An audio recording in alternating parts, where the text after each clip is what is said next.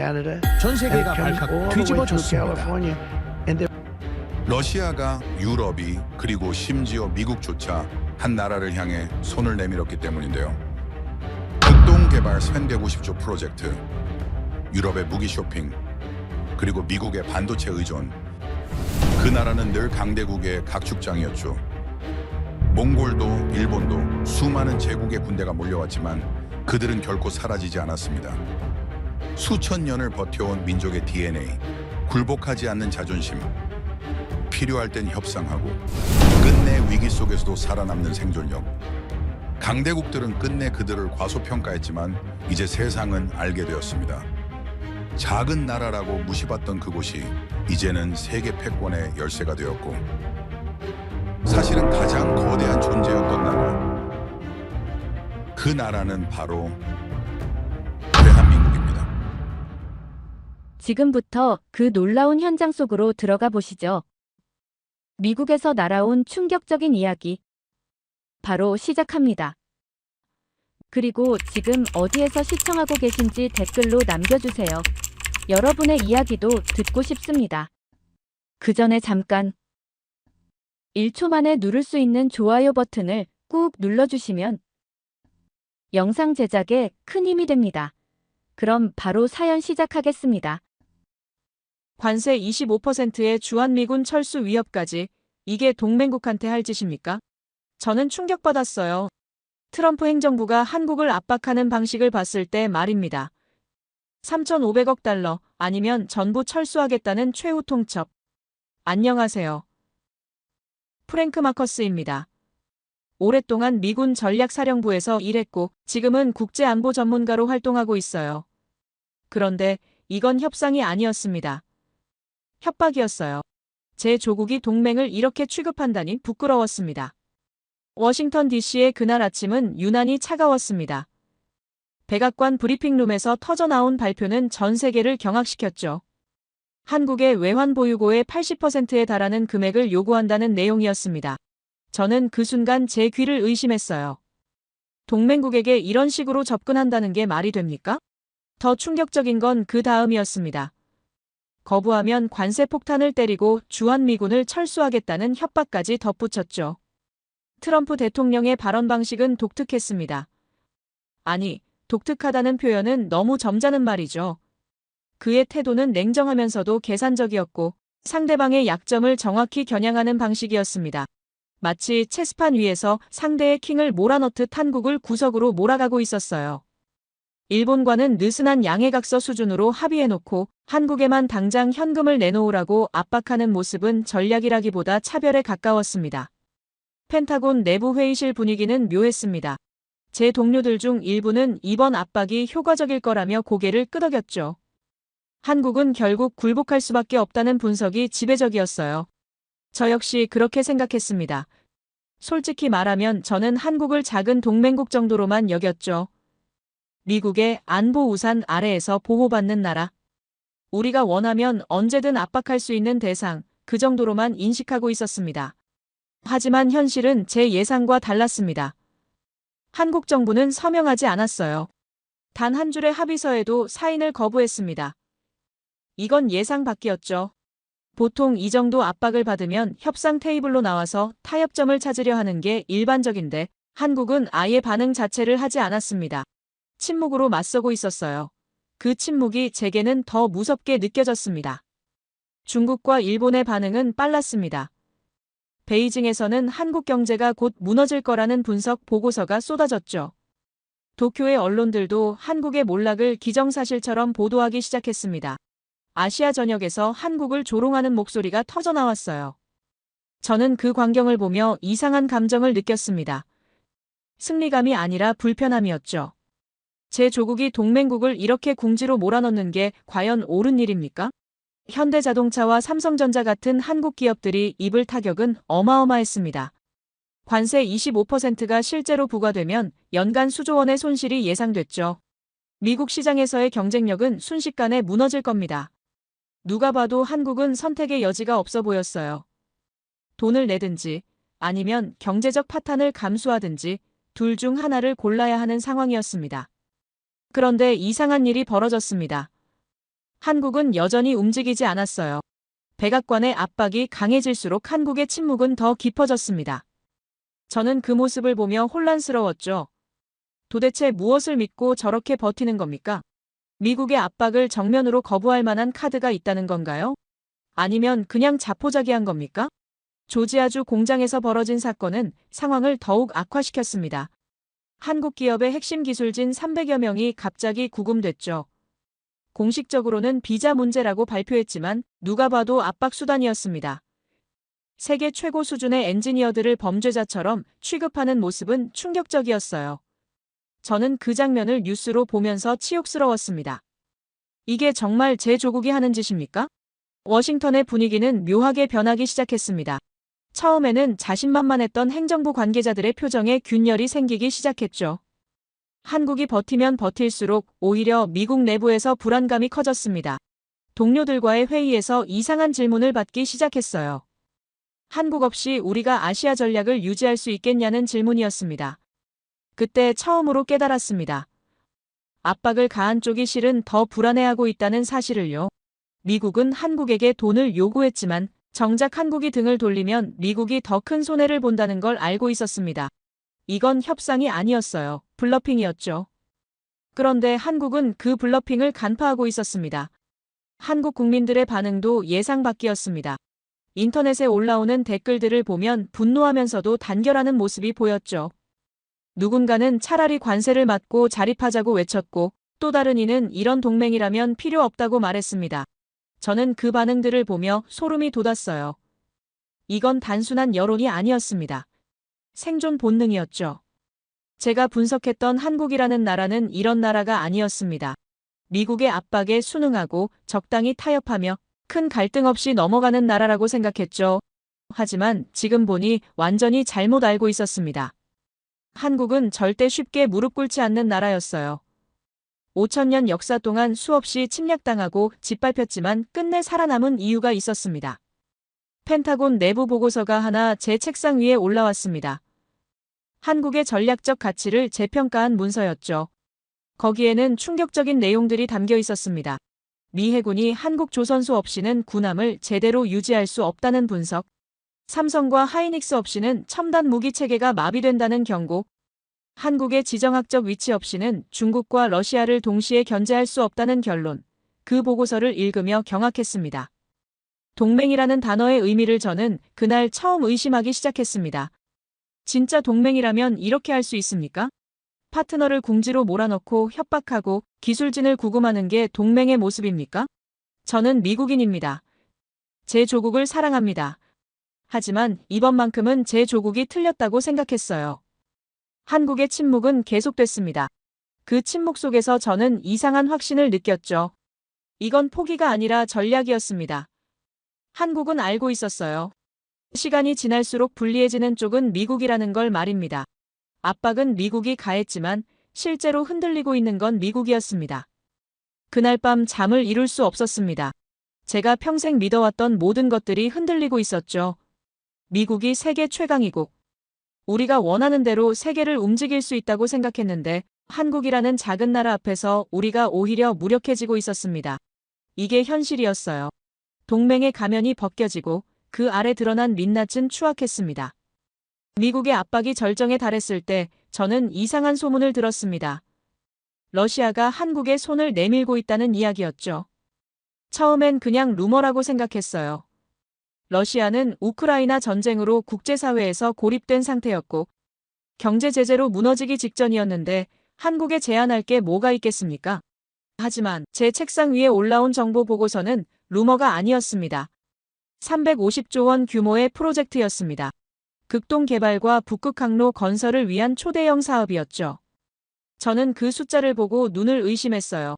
미국이 한국에게 3,500억 달러를 요구하는 동안 러시아는 오히려 한국에게 그보다 더 큰 기회를 제시하고 있었습니다. 이건 단순한 우연이 아니었어요. 계산된 타이밍이었죠. 러시아의 상황은 최악이었습니다. 전쟁은 언제 끝날지 모르는 늪이 됐고 서방의 경제 제재로 수입원이 막혔죠. 시베리아와 극동 지역에는 엄청난 자원이 묻혀 있지만 개발할 기술도 인력도 없었습니다. 중국이 있지 않냐고요? 러시아는 중국을 신뢰하지 않았어요. 중국에 맡기면 나중에 그 땅을 자기들 것이라고 우길 게 뻔했죠. 북극 항로의 가치는 상상을 초월했습니다. 유럽까지 가는 기간이 기존 항로보다 25일이나 단축되는데 문제는 쇄빙 능력을 갖춘 LNG 운반선이 필요하다는 거였죠. 그런데 전 세계에서 이 기술을 보유한 나라가 딱 한 곳이었습니다. 한국이었어요. 저는 그 사실을 알고 경악했습니다. 세계 최초로 쇄빙 LNG선을 건조한 나라가 한국이었다는 걸 그때 처음 알았죠. 중국 조선소는 가격이 쌌지만 품질이 형편없었습니다. 일본은 기술력은 있었지만 속도가 너무 느렸어요.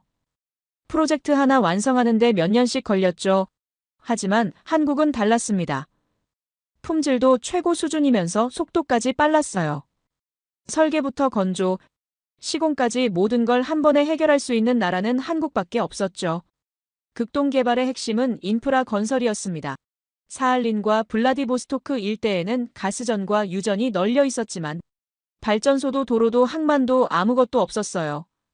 러시아는 자원은 있지만 그걸 캐낼 기술이 없었죠.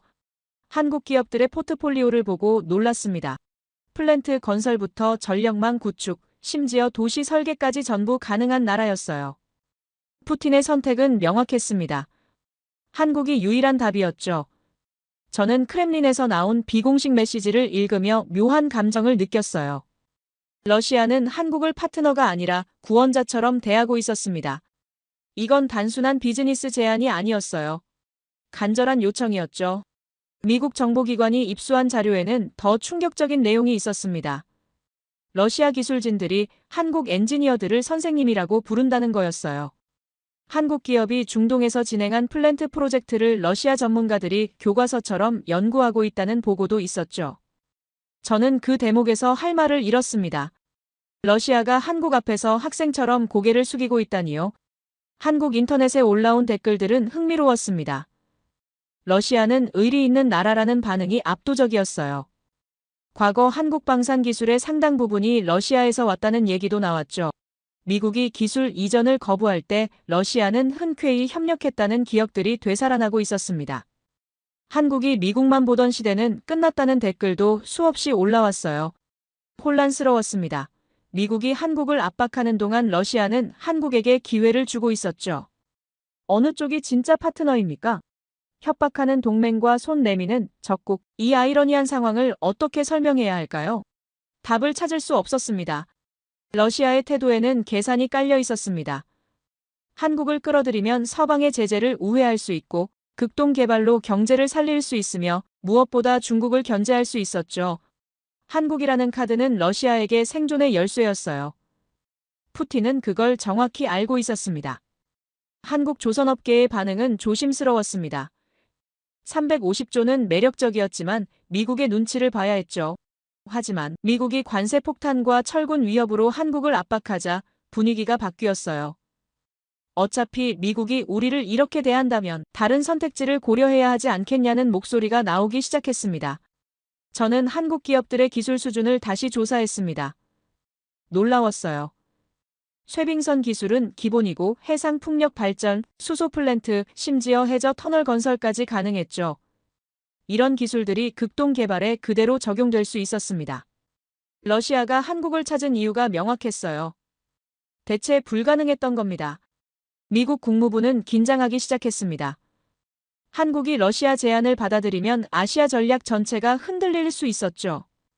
저는 워싱턴의 회의에서 이런 논의를 직접 들었어요. 한국을 더 압박해야 하는지 아니면 유화책으로 돌아서야 하는지 의견이 분분했습니다. 하지만 결론은 나지 않았죠. 극동 개발은 단순한 인프라 사업이 아니었습니다. 지정학적 판도를 바꿀 수 있는 프로젝트였어요.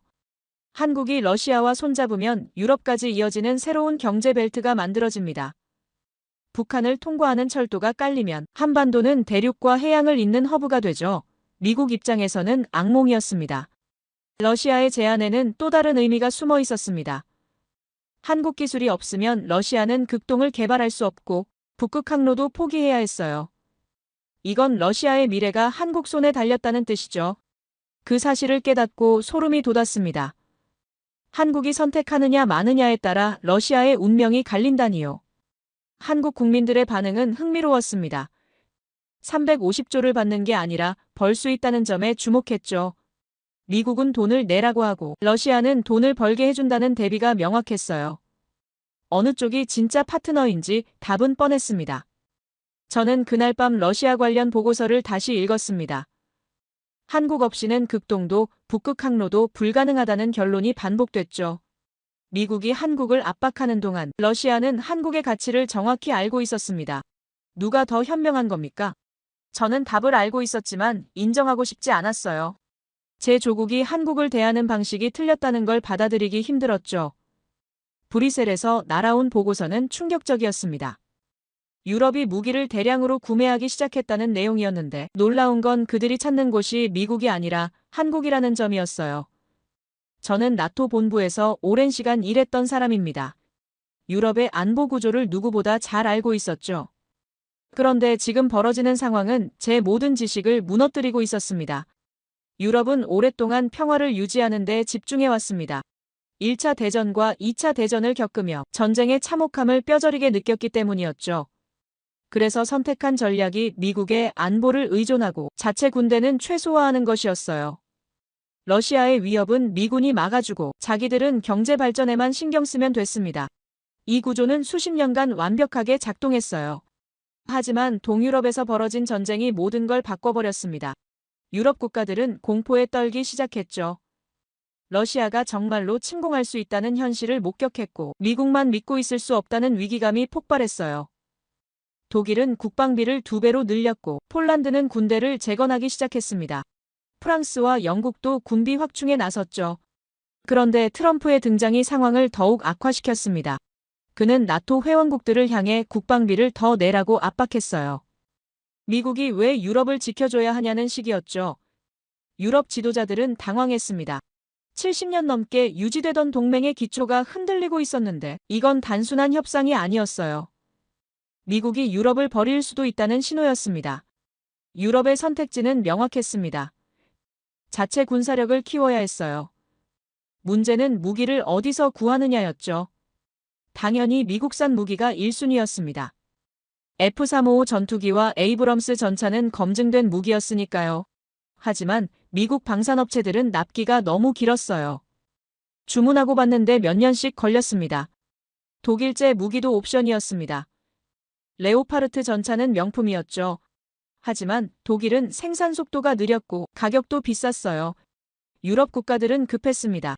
지금 당장 군사력을 강화해야 하는 상황에서 몇 년씩 기다릴 여유가 없었죠. 그때 한국이 등장했습니다. K2 전차와 K9 자주포가 폴란드 입찰에서 선택됐다는 소식이 들려왔어요. 저는 처음에 믿을 수 없었습니다. 유럽이 한국 무기를 선택한다는 게 말이 됩니까? 하지만 데이터를 보고 놀랐어요. K2 전차는 레오파르트보다 빠르고 가격은 훨씬 쌌습니다. 납기도 짧았죠. 폴란드 국방부 관계자들의 평가는 충격적이었습니다. 한국 무기는 제때 온다는 말이 반복됐어요. 미국이나 독일은 약속한 날짜를 잘 안 지키는데 한국은 계약대로 정확히 납품한다는 겁니다. 이건 단순한 성능 문제가 아니었어요. 신뢰의 문제였습니다. 노르웨이도 한국 무기를 주문했습니다. K9 자주포와 천공 방공 시스템이었죠. 북유럽 국가들이 한국제 무기를 선택한다는 건 상징적이었어요. 이들은 전통적으로 미국과 독일 무기만 써왔는데 이제 한국을 믿고 있었습니다. 유럽 방산 시장에 지각 변동이 일어나고 있었죠. 폴란드 바르샤바에서 열린 방산 전시회에 참석했습니다. 한국 부스 앞에는 사람들이 줄을 서 있었어요. KF-21 전투기 모형 앞에서 각국 장교들이 열띤 토론을 벌이고 있었죠. 저는 그 광경을 보며 할 말을 잃었습니다. 미국 부스는 한산한데 한국 부스는 북적이고 있었어요. 한국 무기의 강점은 명확했습니다. 첫째는 속도였어요. 계약부터 인도까지 걸리는 시간이 경쟁국의 절반이었습니다. 둘째는 가격이었죠. 같은 성능인데 가격은 20에서 30% 쌌어요. 셋째는 기술 이전이었습니다. 한국은 현지 생산을 허용했는데 이건 유럽 국가들에게 매력적이었죠. 루마니아와 체코도 한국과 협상에 들어갔습니다. 동유럽 국가들은 급박했어요. 러시아 국경에 인접한 이들은 하루빨리 군사력을 키워야 했는데 한국이 유일한 해답이었습니다. 저는 부쿠레슈티에서 열린 회의에 참석했는데 루마니아 국방장관이 한국 무기 없이는 독자 방위가 불가능하다고 말하는 걸 직접 들었어요. 영국도 움직이기 시작했습니다. 한국산 군수품을 검토 중이라는 소식이 들려왔죠. 영국은 자존심이 강한 나라입니다. 자국 방산 산업을 자랑스러워하는데 그런 영국마저 한국을 주목하고 있었어요. 이건 단순한 구매가 아니었습니다. 인정이었죠. 저는 혼란스러웠습니다. 제가 평생 믿어왔던 구도가 무너지고 있었어요. 미국이 세계 최고의 무기를 만들고 유럽은 그걸 사는 구조가 당연하다고 생각했는데 지금은 한국이 그 자리를 차지하고 있었습니다. 이게 어떻게 가능한 겁니까? 한국 방산의 성장 속도는 놀라웠습니다. 10년 전만 해도 한국은 무기 수입국이었어요. 그런데 지금은 세계 10위권 무기 수출국이 됐습니다. 이 속도는 전례가 없었죠. 중국도 이렇게 빠르게 성장하지 못했어요. 일본은 아예 무기 수출 자체를 안 하고요.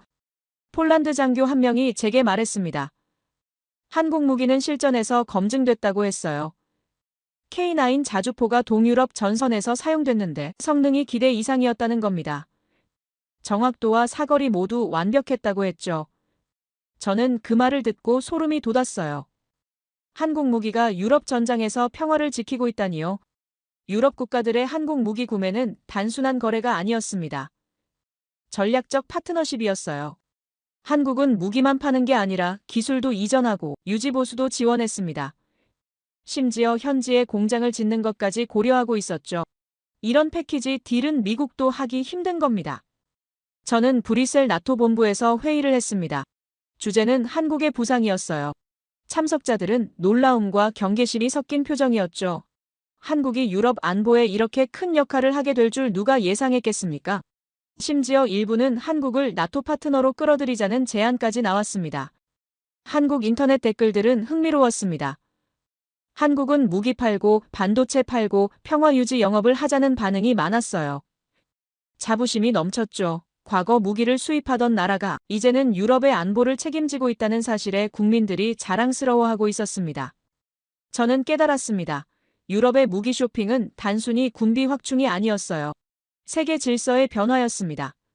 미국 중심의 안보 체제에 균열이 생기고 한국이 그 틈을 파고들고 있었죠. 이건 기회주의가 아니었어요.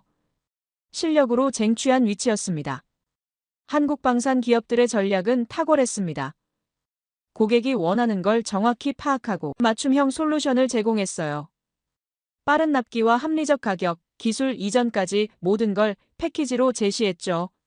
유럽 국가들은 이런 조건을 거부할 수 없었습니다. 저는 그날 밤 호텔방에서 생각했습니다. 한국이 유럽의 평화를 지키는 무기를 공급하고 있다는 사실이 믿기지 않았어요. 작은 나라라고 무시했던 한국이 이제는 대륙의 안보를 책임지고 있었습니다. 제 편견이 얼마나 어리석었는지 깨달았죠. 미국의 압박은 계속 강해졌습니다. 관세 25% 위협에 조지아주 공장 기술자 구금까지 이어졌는데 이건 단순한 협상 전술이 아니었어요. 체계적이고 계산된 압박이었습니다. 트럼프 행정부의 접근 방식은 독특했어요. 상대방의 급소를 정확히 찾아내고 거기에 칼을 꽂는 방식이었죠. 공감이나 동정 같은 감정은 전혀 보이지 않았습니다. 오직 결과만을 추구하는 냉혹한 계산이었어요. 현대자동차가 받을 타격은 구체적으로 계산됐습니다. 연간 7조 원의 손실이 예상됐어요. 미국 시장 점유율은 순식간에 반토막 날게 뻔했죠. 삼성전자와 LG전자도 마찬가지였습니다. 관세 폭탄이 터지면 가격 경쟁력을 완전히 잃게 되는데 이건 단순한 손실이 아니었어요. 한국 경제 전체를 흔드는 지진이었습니다. 중국과 일본의 반응은 빨랐습니다. 베이징 언론들은 한국의 몰락을 기정사실처럼 보도하기 시작했어요. 도쿄에서는 한국 기업들의 시장 점유율을 빼앗을 준비를 하고 있었죠. 저는 그 광경을 보며 불편했습니다. 동맹국이 무너지는 걸 지켜보는 게 즐거울 리 없었어요. 하지만 워싱턴의 분위기는 달랐습니다. 승리가 눈앞이라고 믿고 있었죠. 백악관 내부 회의에서 나온 발언들은 충격적이었습니다. 한국은 결국 굴복할 수밖에 없다는 확신이 지배적이었어요. 어떤 참모는 한국이 일주일 안에 협상 테이블로 나올 거라고 장담했습니다. 저는 그 자신감이 불편했어요. 뭔가 놓치고 있는 게 있다는 느낌이 들었죠. 하지만 아무도 제 말을 듣지 않았습니다. 조지아주 공장의 한국인 구금 사건은 국제적 파장을 일으켰습니다. 300여 명의 핵심 기술진이 중범죄자처럼 취급받는 모습이 전 세계에 보도됐어요. 유럽 언론들은 미국을 비판하기 시작했죠. 동맹국 국민을 이렇게 대하는 게 정당하냐는 질문이 쏟아졌습니다. 그 기사들을 읽으며 부끄러웠어요. 제 조국이 세계의 비난을 받고 있었습니다. 한국 인터넷의 반응은 예상 밖이었습니다. 분노했지만 동시에 단결하는 모습이 보였어요. 노예 취급을 받느니 차라리 관세를 맞고 자립하자는 댓글이 수천 개씩 올라왔죠. 이럴 바엔 미국과 결별하자는 목소리도 높았습니다. 저는 그 반응들을 보며 놀랐어요. 한국 국민들은 겁먹지 않고 있었습니다. 한국 정부의 대응은 침묵이었습니다. 백악관의 압박에 아무런 반응도 하지 않았어요. 서명도 거부했고 협상 테이블에도 나오지 않았죠. 이 침묵이 워싱턴을 혼란스럽게 만들기 시작했습니다. 예상대로 흘러가지 않고 있었어요. 한국은 무너지는 대신 더 단단해지고 있었죠. 펜타곤에서 긴급 보고서가 올라왔습니다. 한국이 정말로 등을 돌리면 어떻게 되는지 분석한 문서였어요. 결론은 충격적이었습니다. 미 해군은 군함을 제대로 유지할 수 없다는 내용이었죠. 한국 조선소 없이는 수리도 개조도 불가능하다는 분석이었어요. 그 보고서를 읽고 경악했습니다. 우리가 한국에 의존하고 있다니요. 반도체 문제는 더 심각했습니다. TSMC가 있지만 삼성전자와 하이닉스 없이는 첨단 무기 체계가 작동하지 않는다는 평가였어요. 인공지능 개발도 마비된다는 경고가 나왔죠. 혼란스러웠습니다. 우리가 압박하고 있는데 왜 우리가 더 불안한 겁니까? 이건 말이 안 되는 상황이었어요. 한국의 지정학적 위치도 문제였습니다. 중국과 러시아, 북한을 동시에 견제할 수 있는 곳은 한국밖에 없다는 분석이었어요. 한국이 중립으로 돌아서면 아시아 전략 전체가 무너진다는 결론이었죠. 그 대목을 읽으며 소름이 돋았습니다. 압박을 가한 쪽이 실은 더 궁지에 몰려 있었어요. 워싱턴의 분위기가 미묘하게 변하기 시작했습니다. 자신만만했던 참모들의 표정에 균열이 생겼어요. 한국이 버티면 버틸수록 불안감이 커졌죠. 누군가는 한국과의 협상 방식을 재고해야 한다고 말하기 시작했습니다. 하지만 트럼프의 태도는 변하지 않았어요. 그는 여전히 한국이 굴복할 거라고 믿고 있었습니다. 제 동료 한 명이 제게 조용히 말했습니다. 이번 압박은 실패할 거라고 했어요. 한국은 예상보다 훨씬 강하고 우리는 생각보다 약하다는 분석이었죠. 저는 그 말에 동의했습니다. 하지만 공개적으로는 말할 수 없었어요. 워싱턴에서 한국 편을 드는 건 위험한 일이었습니다. 한국 기업들의 반응도 흥미로웠습니다. 현대차는 미국 공장 철수를 검토하기 시작했어요. 삼성전자도 투자 계획을 재조정하고 있었죠. 이건 빈말이 아니었습니다. 진짜로 준비하고 있었어요. 저는 그 보고를 받고 놀랐습니다. 한국은 협상 카드가 아니라 실제 행동으로 맞서고 있었죠. 한국 국민들의 불매 운동도 시작됐습니다. 미국산 제품에 대한 거부감이 커지고 있었어요. 이건 정부 주도가 아니라 자발적인 움직임이었죠. 저는 그 광경을 보며 두려웠습니다. 한국 국민들이 정말로 단결하면 미국 기업들이 타격을 입을 게 뻔했어요. 쇠사슬로 묶인 한국 기술자들의 이미지는 전 세계에 퍼졌습니다. 그 사진 한 장이 미국의 이미지를 추락시키고 있었어요. 동맹을 이렇게 대하는 나라를 누가 믿겠습니까? 유럽과 아시아 국가들이 미국을 의심하기 시작했죠. 그 파장을 보며 깨달았습니다. 우리가 한국을 압박하면서 동시에 우리 자신을 고립시키고 있다는 거요.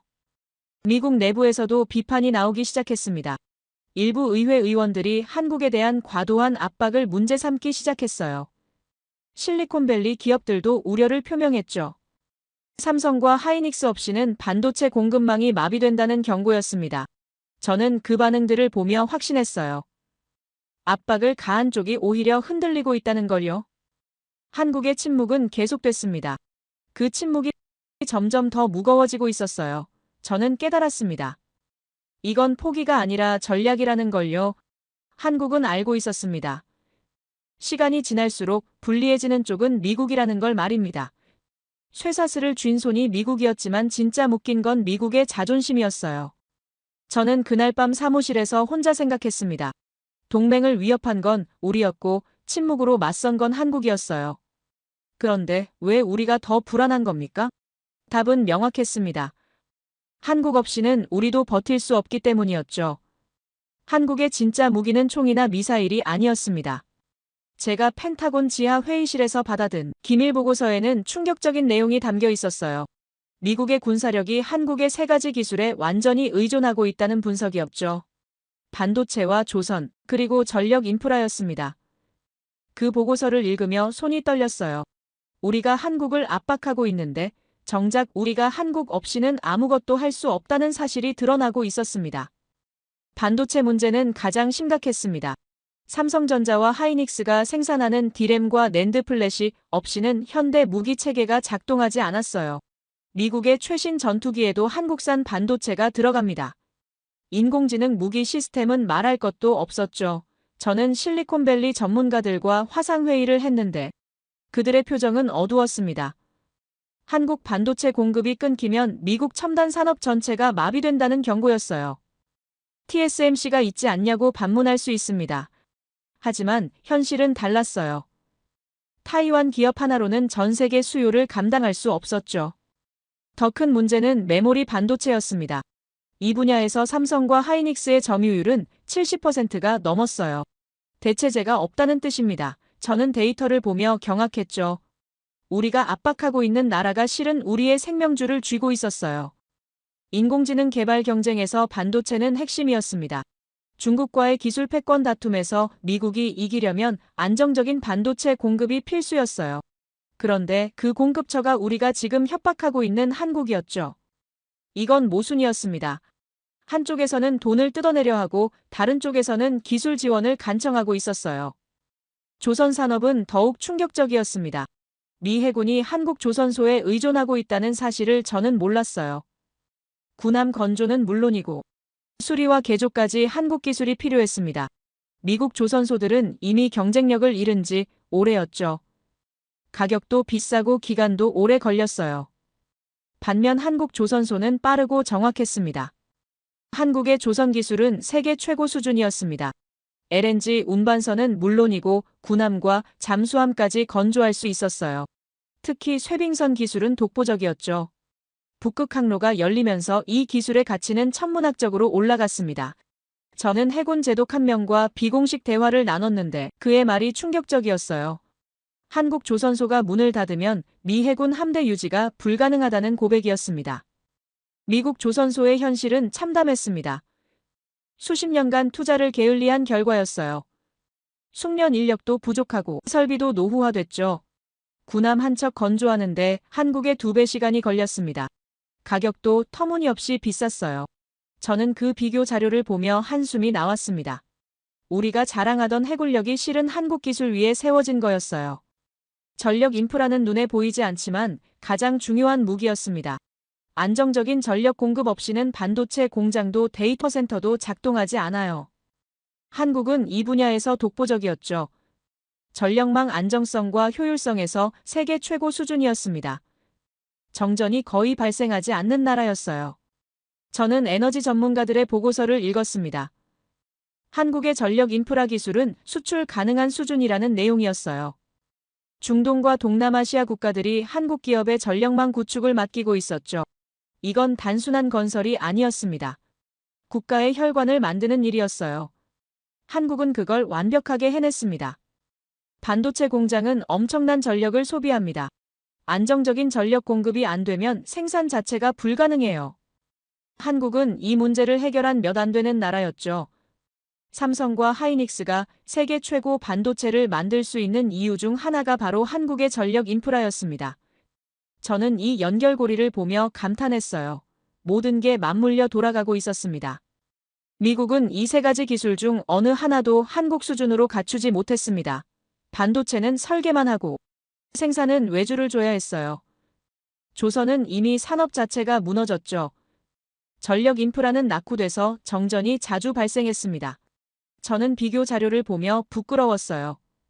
우리가 세계 최강이라고 자부했지만 기초 기술력에서는 한국에 뒤처져 있었습니다. 한국의 기술력은 단순히 제품을 만드는 수준이 아니었습니다. 시스템 전체를 설계하고 구축할 수 있는 능력이었어요.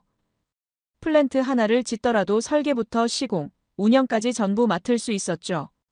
이런 풀패키지 능력을 가진 나라는 손에 꼽혔습니다. 중국은 품질이 떨어졌고 일본은 속도가 느렸어요. 한국만이 품질과 속도를 동시에 만족시켰습니다. 군사 분석가로 평생을 살았습니다. 전쟁의 승패를 가르는 건 군대의 크기와 무기의 성능이라고 배웠어요. 하지만 한국을 보며 깨달았죠. 진짜 전쟁은 총성 없이 벌어지고 있었습니다. 반도체와 조선, 전력 인프라로 싸우는 전쟁이었어요. 그 전쟁에서 한국은 이미 승리하고 있었습니다. 미국 국방부 내부에서 논쟁이 벌어졌습니다. 한국을 계속 압박해야 하는지 아니면 협력 관계로 돌아가야 하는지 의견이 갈렸어요. 강경파는 한국이 결국 굴복할 거라고 주장했죠. 하지만 현실주의자들은 달랐습니다. 한국 없이는 미국도 버틸 수 없다는 냉정한 분석을 내놓았어요. 저는 후자 쪽이었습니다. 한국은 미사일 대신 전기를 무기로 삼았습니다. 전차 대신 반도체를 선택했어요. 폭탄 대신 조선 기술로 무장했죠. 이건 천재적인 전략이었습니다. 눈에 보이지 않지만 절대 무너지지 않는 힘이었어요. 저는 인정할 수밖에 없었습니다. 한국은 보이지 않는 무기를 가진 나라였어요. 실리콘밸리 최고 경영자들이 워싱턴을 방문했습니다. 그들의 메시지는 명확했어요. 한국과의 관계를 개선하라는 요구였죠. 삼성과 하이닉스 없이는 인공지능 개발이 불가능하다는 경고였습니다. 저는 그 회의에 배석했는데 분위기가 살벌했어요. 기업들이 정부를 압박하고 있었습니다. 한국 기술의 진짜 무서운 점은 대체 불가능하다는 거였습니다. 다른 나라로 바꿀 수 없었어요. 기술 수준도 문제지만 구축된 생태계를 옮기는 건 불가능에 가까웠죠. 수십 년간 쌓아온 노하우와 인프라를 하루아침에 복제할 순 없었습니다. 저는 그 사실을 깨닫고 두려웠어요. 우리가 한국을 잃으면 모든 걸 잃는 거였습니다. 저는 그날 밤 사무실에서 보고서를 다시 읽었습니다. 총과 미사일보다 무서운 게 기술이라는 문장이 눈에 들어왔어요. 한국은 그 기술을 완벽하게 장악하고 있었죠. 이제 총성 없는 전쟁에서 한국이 최강이었습니다. 저는 인정했어요. 한국은 눈에 보이지 않는 무기로 세계를 지배하고 있었습니다. 지도 위에 찍힌 작은 반도를 보면서 경멸했던 기억이 납니다. 한반도는 그저 중국과 일본 사이에 끼인 약소국 정도로만 여겼죠. 하지만 그건 완전히 잘못된 판단이었어요. 그 작은 땅덩어리가 실은 세계를 움직이는 심장이었다는 걸 깨닫는데 오랜 시간이 걸렸습니다. 펜타곤 전략실에서 받은 지정학 분석 보고서는 충격 그 자체였어요. 한국의 위치가 우연이 아니라 신이 준 전략 무기라는 결론이었습니다. 중국과 러시아, 북한을 동시에 견제할 수 있는 지점은 전 세계에서 한국밖에 없었습니다. 이건 단순한 지리적 이점이 아니었어요. 전략적 절대 우위였죠. 베이징에서 700km, 블라디보스토크에서 800km, 평양에서 200km 거리에 위치한 나라였습니다. 세강대국의 급소를 동시에 겨눌 수 있는 유일한 지점이었어요. 미국의 아시아 전략은 전적으로 한국에 의존하고 있었습니다. 주한미군 기지가 없으면 중국 견제가 불가능했어요. 러시아 극동 함대를 감시하는 것도 한국 없이는 어려웠죠. 북한 위협에 대응하는 것은 말할 것도 없었습니다. 한국이라는 전략 거점을 잃으면 미국의 태평양 지배력 전체가 흔들리는 구조였어요. 타이완 문제도 한국과 직결돼 있었습니다. TSMC를 보호하려면 한국의 협력이 절실했어요. 중국이 타이완을 공격할 경우 한국 기지에서 출격하는 전력이 핵심이었죠. 한국 없이는 타이완 방어 자체가 불가능하다는 시뮬레이션 결과가 나왔습니다. 국방부 전략가들은 이 사실을 잘 알고 있었어요. 한국의 위치는 공격과 방어를 동시에 가능하게 했습니다. 중국 입장에서 한국은 목에 걸린 가시였어요. 한반도에 미군이 주둔하는 한 베이징은 편히 잠들 수 없었죠. 러시아도 마찬가지였습니다. 극동 개발을 하려면 한국과의 관계가 중요했어요. 북한은 더 말할 것도 없었죠. 한국이 주도권을 쥐고 있었습니다. 5,000년 역사가 증명하는 생존력이 놀라웠습니다. 수없이 침략당하고 짓밟혔지만 끝내 살아남은 나라였어요. 몽골 제국도 명나라도 청나라도 한국을 완전히 삼키지 못했죠. 일본 제국도 결국 실패했습니다. 이건 우연이 아니었어요. 한국인들의 DNA에 새겨진 생존 본능이었습니다. 협상력과 전투력, 그리고 지능을 동시에 갖춘 민족이었습니다. 강할 때는 싸우고 약할 때는 협상하는 유연함이 있었어요. 하지만 결코 굴복하지 않는 자존심도 있었죠. 임진왜란 때 7년을 버텼고 한국전쟁 때도 살아남았습니다. 국제통화기금 외환위기도 극복했어요. 이런 나라를 압박으로 무너뜨릴 수 있다고 생각한 게 오만이었습니다. 한국 인터넷에 올라온 댓글이 인상적이었습니다.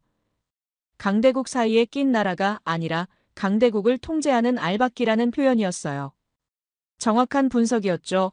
한국은 피해자가 아니라 게임 체인저였습니다. 중국과 러시아, 미국이 모두 한국을 필요로 하는 구조였어요. 지정학적 가치는 시간이 갈수록 높아지고 있었습니다. 중국의 부상으로 인태 지역 긴장이 고조되면서 한국의 중요성은 더 커졌어요. 러시아의 극동 개발도 한국 없이는 불가능했죠. 북극 항로가 열리면 한국의 전략적 가치는 천문학적으로 올라갈 예정이었습니다. 미 국방부 내부 문서에는 한국을 절대 잃어서는 안 되는 전략 자산 1순위로 분류하고 있었습니다. 독일이나 영국보다 중요도가 높았어요. 일본과 동급이거나 그 이상이었죠. 한국이 중립으로 돌아서면 아시아 전체의 힘의 균형이 무너진다는 평가였습니다. 중국 군사 전략가들도 한국의 가치를 정확히 알고 있었습니다. 한반도가 중국 편으로 기울면 태평양 진출이 가능해지고 미국 편에 서면 베이징이 봉쇄된다는 분석이었어요. 그래서 중국은 한국을 끌어들이려고 막대한 투자를 해왔죠. 경제적 유인책으로 한국을 움직이려 했습니다. 러시아도 마찬가지였습니다. 극동 개발의 성패가 한국 참여 여부에 달려 있었어요. 350조 프로젝트를 제시한 이유가 바로 지정학적 가치 때문이었죠. 한국이 러시아와 손잡으면 중국을 견제할 수 있고 미국의 압박에서도 자유로워질 수 있었습니다. 북한 문제도 한국의 지정학적 위치와 직결돼 있었습니다. 평양 정권은 한국이라는 완충지대 때문에 존재할 수 있었어요. 한국이 무너지면 북한도 고립되고 중국과 미국이 직접 대치하는 구도가 됩니다. 그래서 주변국 모두가 한반도 현상 유지를 원했죠. 타이완 해협 유사시 시나리오를 분석한 적이 있습니다. 한국 기지 없이는 미군 작전이 불가능하다는 결론이 나왔어요. 일본 기지만으로는 거리가 너무 멀었죠. 한국의 오산 공군기지와 평택 해군기지가 핵심이었습니다. 한국의 협조 없이는 타이완 방어 자체가 성립하지 않았어요. 한반도는 해양 세력과 대륙 세력이 충돌하는 지점이었습니다. 역사적으로 이 땅은 늘 강대국의 각축장이었어요. 하지만 한국은 그 와중에도 살아남았고 이제는 오히려 강대국들을 조율하는 위치에 올라섰습니다. 피해자에서 중재자로 변신한 거였죠. 신이 준 선물이라는 표현이 과장이 아니었습니다. 이렇게 완벽한 전략적 위치를 가진 나라는 드물었어요. 지브롤터 해협도 보스포루스 해협도 한반도의 가치에는 미치지 못했습니다. 바다와 대륙을 동시에 통제할 수 있고 세강대국을 견제할 수 있는 유일한 지점이었어요. 한국 국민들은 이 가치를 본능적으로 알고 있었습니다. 그래서 미국의 압박에도 흔들리지 않았던 거예요. 굴복하면 전략적 가치를 잃고 버티면 오히려 가치가 올라간다는 걸 깨닫고 있었죠. 이건 5천년 생존의 지혜였습니다. 군사 분석가로서 평생을 살면서 지정학의 중요성을 배웠습니다. 하지만 한국만큼 완벽한 사례는 본 적이 없었어요. 작은 영토이지만 전략적 가치는 대륙급이었죠. 적은 인구이지만 영향력은 초강대국 수준이었습니다. 한국의 위치 자체가 무기였어요. 그날 밤 워싱턴 사무실에서 세계 지도를 펼쳐놓고 오래 바라봤습니다. 한반도를 중심으로 동아시아 전체가 움직이고 있었어요. 베이징도 모스크바도 도쿄도 워싱턴도 모두 서울을 주시하고 있었죠. 작은 반도가 세계 질서의 중심이었습니다. 인정할 수밖에 없었어요. 한국은 강대국에 낀 약소국이 아니라 강대국을 견제하는 초강대국이었습니다. 반전은 예상보다 빨리 찾아왔습니다. 미국이 한국을 더 강하게 압박할수록 오히려 워싱턴 내부에서 균열이 커졌어요. 백악관의 자신감은 한 달도 못 가 흔들리기 시작했죠. 펜타곤에서 올라온 긴급 보고서들은 충격적이었습니다. 한국이 정말로 등을 돌리면 미국이 입을 타격이 상상을 초월한다는 내용이었어요. 압박을 가한 쪽이 실은 더 궁지에 몰려 있었습니다. 해군 참모총장 보좌관과 나눈 비공식 대화가 기억납니다. 그는 조심스럽게 말했어요. 한국 조선소가 문을 닫으면 태평양 함대 유지가 불가능하다고 했죠. 군함 수리 일정이 이미 한국 업체와 계약돼 있었고 대체할 곳이 없다는 고백이었습니다. 미국 조선소들은 가격도 비싸고 기술력도 뒤처져서 경쟁이 안 됐어요. 한국 없이는 세계 최강 해군이 제대로 작동하지 않는 구조였습니다. 관세 25%가 실제로 부과되면 한국 기업들이 타격받는 게 당연해 보였습니다. 하지만 실제로 계산해보니 미국 기업들의 손실이 더 컸어요. 삼성과 하이닉스에서 반도체를 못 받으면 애플과 구글의 생산 라인이 멈춥니다. 현대차가 철수하면 조지아와 엘라베마 공장 노동자 수만 명이 일자리를 잃죠. 누가 더 손해입니까? 답은 명확했습니다. 실리콘밸리 최고 경영자들이 워싱턴을 찾아왔습니다. 그들의 표정은 심각했어요. 한국과의 갈등을 당장 해결하라는 압박이었죠. 인공지능 개발 경쟁에서 뒤처지면 중국에 추월당한다는 경고였습니다. 삼성 반도체 없이는 최신 데이터 센터 구축이 불가능하다는 분석도 나왔어요. 기업들이 정부를 압박하는 상황이 벌어졌습니다. 한국의 침묵은 계속됐습니다. 어떤 협상 제안도 받아들이지 않았어요. 서명은 커녕 대화조차 거부했죠. 이 태도가 워싱턴을 더욱 당황하게 만들었습니다. 보통 이 정도면 타협점을 찾으려 움직이는데 한국은 미동도 하지 않았어요. 그 침묵 속에 담긴 자신감이 두려웠습니다. 미국 내부에서 책임 공방이 시작됐습니다. 누가 이런 무리한 압박을 제안했느냐는 논쟁이었어요. 국무부와 국방부가 서로를 비난했죠. 상무부는 경제적 손실을 우려했습니다. 트럼프의 최측근들조차 전략을 재검토해야 한다고 말하기 시작했어요. 행정부 내부가 흔들리고 있었습니다. 한국 인터넷 댓글들은 흥미로웠습니다. 버티는 게 힘이라는 말이 반복됐어요. 죽고자 하면 살고 살고자 하면 죽는다는 고전적 표현도 나왔죠. 25% 관세를 막고 자립하자는 결연한 의지도 보였습니다. 한국 국민들은 겁먹지 않고 있었어요. 오히려 단결하고 있었습니다. 한국 기업들의 움직임도 본격화됐습니다. 현대차는 미국 공장 철수를 실제로 검토하기 시작했어요. 삼성전자는 신규 투자 계획을 전면 재검토했죠. LG도 마찬가지였습니다. 이건 협박이 아니라 진짜 준비였어요. 미국 내 한국 기업 투자액이 500조를 넘는다는 계산이 나왔습니다. 그게 전부 사라질 위기였죠. 의회에서 공청회가 열렸습니다. 한국에 대한 과도한 압박이 미국 국익에 도움이 되느냐는 질문이 나왔어요. 야당 의원들은 행정부를 강하게 비판했죠. 여당 의원들조차 우려를 표명했습니다. 동맹을 이렇게 대하는 게 옳으냐는 근본적 의문이 제기됐어요. 나토 동맹국들도 반응했습니다. 유럽 지도자들이 미국의 한국 압박 방식을 비판하기 시작했어요. 동맹국을 저렇게 대하면 우리도 다음 타깃이 될 수 있다는 불안감이었죠. 대서양 동맹에도 균열이 생기고 있었습니다. 한국 문제가 글로벌 이슈가 됐어요. 중국과 러시아는 이 상황을 즐기고 있었습니다. 미국과 한국의 갈등이 그들에게는 기회였어요. 베이징은 한국의 경제 협력을 제안했고 모스크바는 극동 개발 카드를 계속 흔들었죠. 한국이 서방에서 이탈할 가능성이 커지고 있었습니다. 워싱턴의 싱크탱크들이 긴급 보고서를 쏟아냈습니다. 한국을 잃으면 아시아 전략 전체가 무너진다는 분석이었어요. 타이완 방어 불가능, 중국 견제 실패, 일본 고립 등 최악의 시나리오들이 제시됐죠. 한국이라는 전략 자산의 가치를 뒤늦게 재평가하고 있었습니다. 백악관 내부회의 분위기가 바뀌었다는 소문이 들렸습니다. 강경파들의 목소리가 작아지고 있었어요. 한국과의 관계 개선이 필요하다는 의견이 힘을 얻기 시작했죠. 하지만 트럼프의 자존심 문제가 남아 있었습니다. 물러서는 것처럼 보이면 안 된다는 고집이었어요.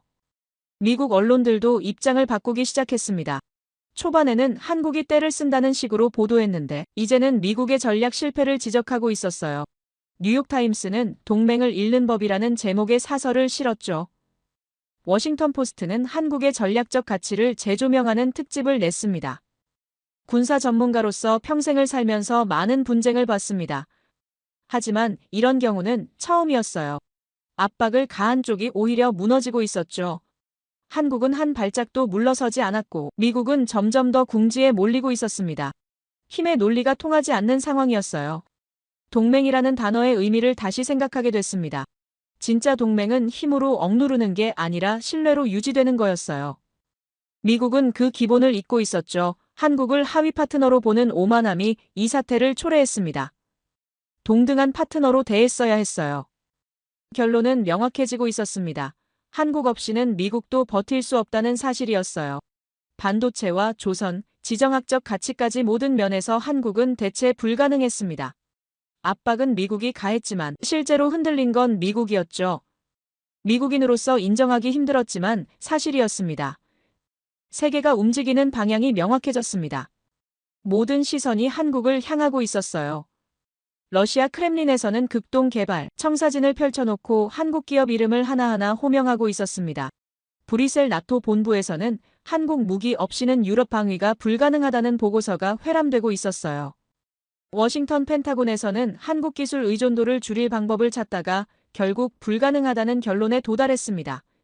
세 대륙이 동시에 한국을 필요로 하고 있었어요. 모스크바 국제공항에서 목격한 장면이 기억납니다.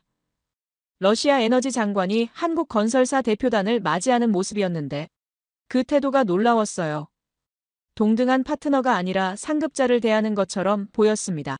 350조 프로젝트는 이미 시작 단계에 들어가고 있었어요. 한국 없이는 시베리아 가스전도 북극 항로도 손댈 수 없다는 게 러시아의 현실이었습니다. 유럽 각국 국방장관들이 서울을 방문하는 빈도가 늘어났습니다. 폴란드에 이어 루마니아가, 노르웨이에 이어 핀란드가 한국 무기를 주문하고 있었어요. 독일조차 한국과의 방산 협력을 검토하기 시작했습니다. 레오파르트의 나라가 K2 전차를 연구하고 있다는 게 믿어집니까?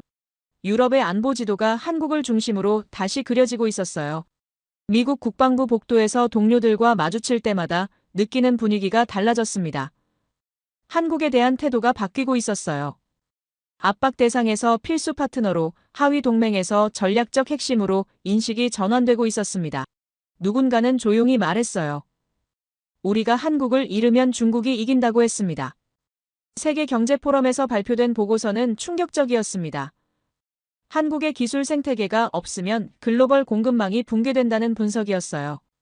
반도체부터 배터리, 디스플레이부터 조선까지 한국이 차지하는 비중이 상상 이상이었습니다. 작은 나라라고 무시했던 곳이 세계 경제의 심장이었어요. 중국 전략가들의 표정이 심각해지는 걸 봤습니다. 베이징 싱크탱크에서 나온 보고서에는 한국 변수라는 단어가 반복됐어요. 한국이 어느 쪽에 서느냐에 따라 아시아 패권 게임의 승패가 갈린다는 분석이었습니다. 중국은 막대한 자본을 쏟아부으며 한국을 끌어들이려 했지만 성공하지 못했어요. 일본 정부 관계자들도 당황하고 있었습니다. 오랫동안 한국을 경쟁 상대로만 봤는데 이제는 협력 없이는 살아남기 힘든 구조가 됐어요. 도쿄에서 열린 경제회의에서 한국 기업 초청 순서가 미국 기업보다 앞섰다는 소식도 들렸습니다. 이건 단순한 프로토콜 변화가 아니었어요. 힘의 서열이 바뀌고 있었습니다. 국제 언론들의 헤드라인이 바뀌었습니다. 한국의 부상이라는 표현이 한국의 지배로 변했어요. 이코노미스트는 한국이 세계에서 가장 영향력 있는 중견국이라고 평가했습니다. 파이낸셜 타임스는 한국 없이는 어떤 강대국도 버틸 수 없다는 특집을 냈어요. 세계가 인정하고 있었습니다.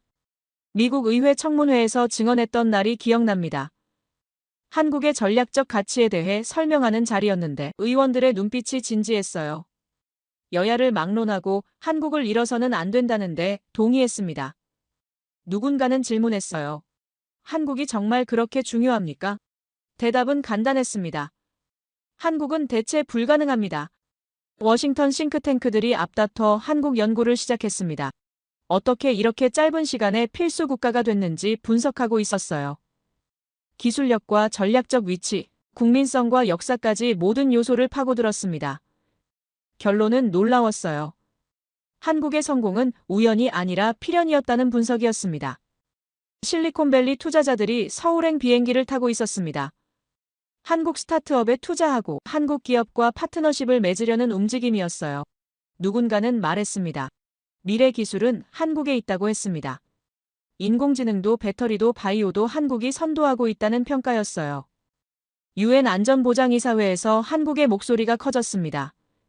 비상임 이사국이지만 영향력은 상임 이사국 수준이었어요. 러시아 문제든 중동 문제든 한국의 입장이 중요해졌습니다. 중재자로서의 위상이 확립되고 있었어요. 지칠 정상회의에 한국 대통령이 초청됐을 때 분위기를 봤습니다. 형식적 초대가 아니었어요. 실질적 파트너로 인정받고 있었습니다. 주요 의제마다 한국의 의견을 물었고 한국의 참여 없이는 결정을 내리지 않았어요. 세계 질서의 중심이 이동하고 있었습니다. 나토 사무총장이 서울을 방문했을 때 한 말이 인상적이었습니다. 한국은 이제 글로벌 안보의 핵심 파트너라고 했어요. 아시아를 넘어 유럽 안보에도 기여하고 있다는 평가였습니다. 이건 외교적 수사가 아니었어요. 현실이었습니다. 중동 국가들도 한국을 주목하고 있었습니다. 원전과 플랜트, 스마트시티까지 한국 기술을 원했어요. 사우디아라비아 왕세자가 직접 한국 기업들을 초청했다는 소식도 들렸습니다. 중동의 미래를 한국과 함께 만들고 싶다는 메시지였어요. 아프리카와 남미에서도 한국 모델을 연구하고 있었습니다. 어떻게 짧은 시간에 선진국이 됐는지 배우고 싶어 했어요. 한국 개발 경험이 교과서가 되고 있었습니다. 세계은행과 국제통화기금도 한국 사례를 모범으로 제시하고 있었어요. 평생을 미국 중심으로 세계를 바라봤던 전략가로서 인정하기 힘든 현실이었습니다. 하지만 데이터는 거짓말하지 않았어요. 한국은 더 이상 선택받는 나라가 아니었습니다. 세계가 의존하는 나라였어요. 러시아도 유럽도 미국도 모두 한국 없이는 버틸 수 없는 구조가 완성됐습니다. 미국인으로서 부끄럽지만 동시에 감동했습니다. 작은 나라가 이렇게 클 수 있다는 사실이 놀라웠어요. 강대국에 둘러싸여 있지만 오히려 강대국을 움직이는 위치에 올라섰습니다. 이게 진짜 힘이었어요. 군사력이 아니라 기술력, 영토가 아니라 전략적 가치, 그것이 한국의 무기였습니다. 이제 확신합니다. 21세기 세계 질서를 흔드는 주인공은 미국도 중국도 러시아도 아닙니다. 바로 한국입니다. 세계가 한국만 찾는 시대가 열렸어요. 이건 일시적 현상이 아닙니다. 구조적 변화입니다. 앞으로 수십 년간 한국의 영향력은 더 커질 것입니다. 한국이 계속 이 길을 걸어가길 바랍니다. 세계의 중심에서 평화와 번영을 이끌어가는 나라가 되길 바랍니다. 작은 반도에서 시작해 세계를 움직이는 힘이 된 한국의 미래가 기대됩니다. 제 이야기를 끝까지 들어주셔서 감사합니다. 모두 안녕히 계세요. 오늘의 사연 어떻게 들으셨나요? 동맹이란 이름 아래 벌어진 압박과 협박, 하지만 그 속에서도 드러난 건 한국의 단단한 힘이었습니다. 350조 프로젝트에서 유럽의 무기 선택에서 그리고 반도체와 조선, 전력 인프라까지 강대국조차 무시할 수 없는 존재로 자리 잡은 한국의 모습이었죠. 결국 세계가 움직이는 방향 속에서 이 작은 반도가 던지는 무게는 상상을 뛰어넘고 있습니다. 그러나 앞으로도 이 길이 순탄할지 아니면 또 다른 도전이 기다리고 있을지는 아무도 모릅니다. 여러분은 어떻게 생각하시나요? 한국이 진짜 세계 질서의 열쇠가 될 수 있을까요? 아니면 또 다른 시험대가 기다리고 있을까요?